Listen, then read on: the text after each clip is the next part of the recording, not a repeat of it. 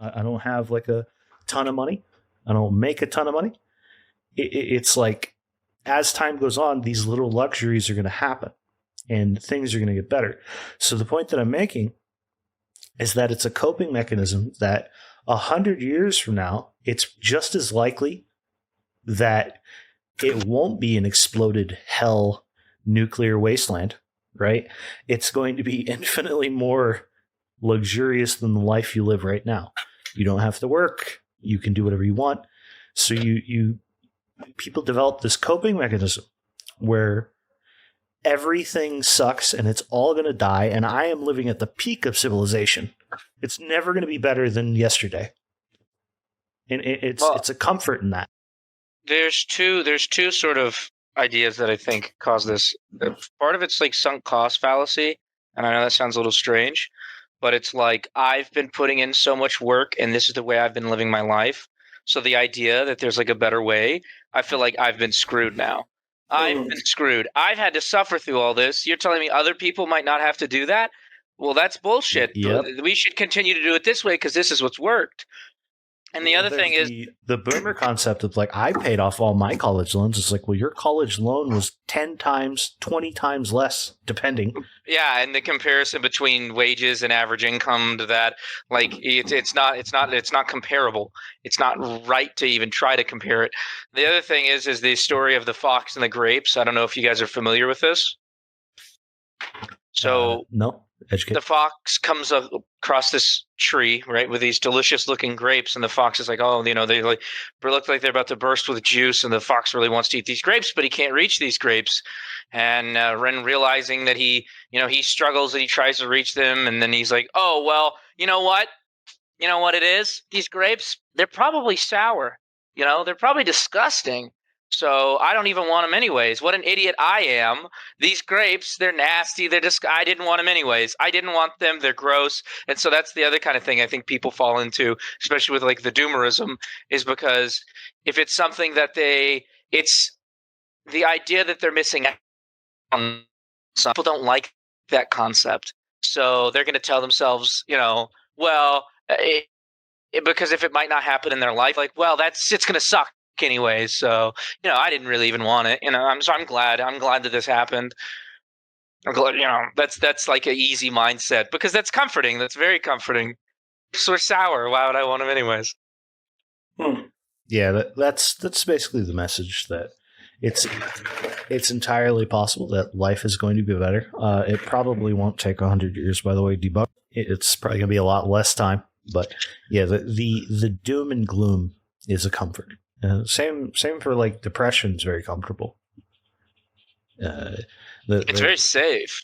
Even like low self-esteem can be comfortable. Like people say good things about you, and you're like, the comfort is that like everyone else is lying to me, and I know best about me. I suck. These idiots, they don't know. It's like there's I feel personally attacked. There's weird coping mechanisms that everyone has because you are a strange biocomputer that's hallucinating like consciousness. Like if you want to get like really weird about it, but there's layers to everyone's like psychology, and people have methods of coping with things. Like a lot of people like crap on boomers and stuff, but they've probably been through one of the most psychologically damaging series of events ever in a society. Yeah.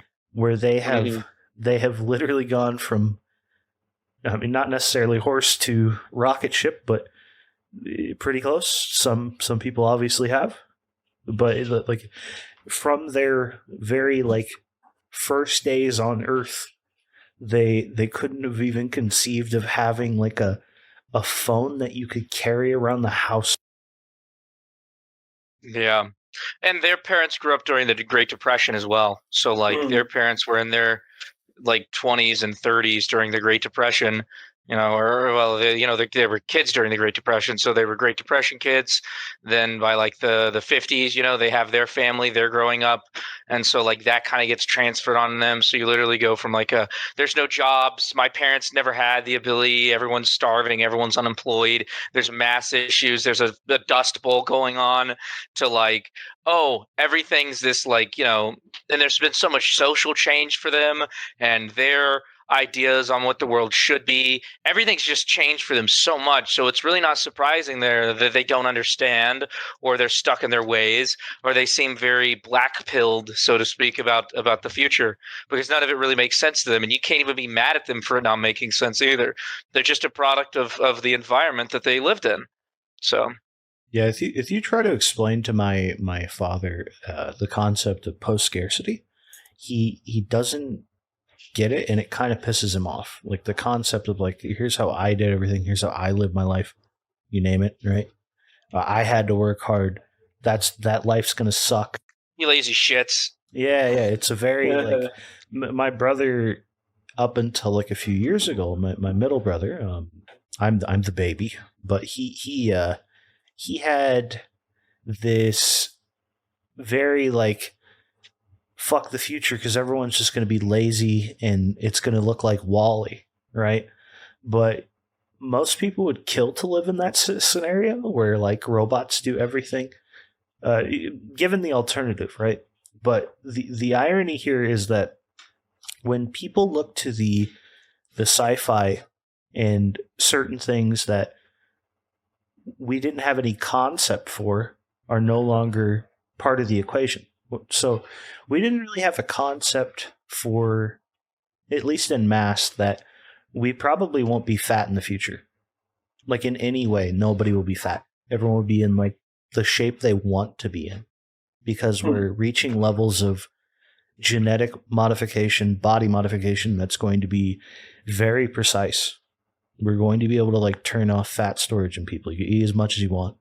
You won't be fat. Like the people sitting in the chairs, they're going to be ripped. I'm not kidding. It's weird, but like that's part of the future, especially when it comes to terms of like longevity and stuff. We're going to have like perfect god bodies if we want it. I'm already there, so I'm just glad the rest of you can hear. Yeah, we're gonna catch up. I'm working on it. They're basing all that technology off of me. I don't know if you knew that or not. I've been working with the yeah. It turns out I'm the scan. I'm the original stormtrooper. Yeah. They cloned me. Yeah. What were we gonna say? Fuji. I just said. He said that they based it all off him. I said as well they should. Yeah. Are you like cuddling with him right now? What the fuck's that? Absolutely. Oh God. Should I? I'm in the room. I'm the Vitruvian Man. I'm Leonardo da Vinci's. It's the genetic engineering has been, and selective breeding has all resulted in this. It's okay. With a bunch of arms. Yeah, I've got like 6. I'm like, it's Goro from or whatever his name is from the Mortal Kombat. I actually made Johnny in a lab. Mm-hmm. This is true. Oh. My creator. Yeah, but basically, thank you, Father.